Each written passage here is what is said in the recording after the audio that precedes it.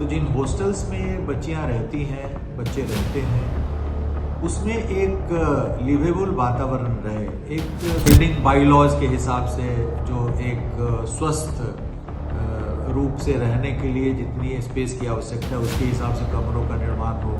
जो मैनेजमेंट है वहाँ का हॉस्टल का, उसकी एक जिम्मेवारी है कि यदि सामान्य से सामान्य घटना होती है उसकी भी जानकारी थाना को दें। ये हॉस्टल की भी जिम्मेवारी है, इसके लिए उन पे कार्रवाई की जाएगी और उनको हॉस्टल चलाने के जो लाइसेंस है उसको कैंसिल किया जाएगा।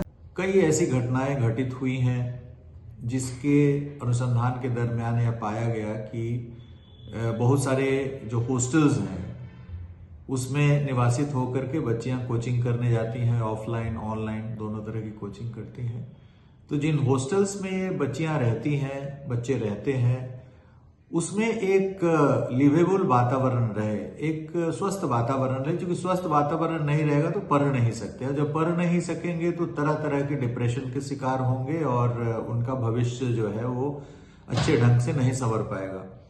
तो यह आवश्यक है कि समाज का यह दायित्व है, हमारा दायित्व है, जितने सारे स्टेक होल्डर्स हैं हॉस्टल से संबंधित, जैसे बिल्डिंग बाईलॉज के हिसाब से जो एक स्वस्थ रूप से रहने के लिए जितनी स्पेस की आवश्यकता है उसके हिसाब से कमरों का निर्माण हो, इसके लिए नक्शा पास करने वाली जो एजेंसी है उनको भी सजग रहना पड़ेगा कि यदि हॉस्टल का निर्माण हो रहा है तो उसमें हॉस्टल के जो कमरे हैं वो एक स्वस्थ वातावरण प्रदान करें, उसमें प्रॉपर लाइटिंग हो, प्रॉपर उसमें व्यवस्था हो। इसके अलावा वहाँ पे जो मेसिंग व्यवस्था है, मेसिंग व्यवस्था भी स्वस्थ रूप से रहनी चाहिए। तो जो स्टाफ वहाँ पे लगे हुए हैं, जो कोचिंग संचालक हैं, जो स्टाफ है वहाँ पे, जो केयर टेकर है, जो गार्ड्स है, उस सब का पुलिस सत्यापन कराया जाए कि कोई क्रिमिनल एंटीसीडेंट तो उनका नहीं है। तो थाना को निश्चित रूप से जो मैनेजमेंट है वहाँ का हॉस्टल का, उसकी एक जिम्मेवारी है कि यदि सामान्य से सामान्य घटना होती है उसकी भी जानकारी थाना को दें, क्योंकि यह बच्चियों की सुरक्षा और उनके सुरक्षित भविष्य का सवाल है। इसलिए सूचना देने में कोई कोताही नहीं बरती जानी चाहिए। अभी जो घटना हुई है उसमें यह पाया गया कि पुलिस को सूचना देने में काफी विलंब हुआ।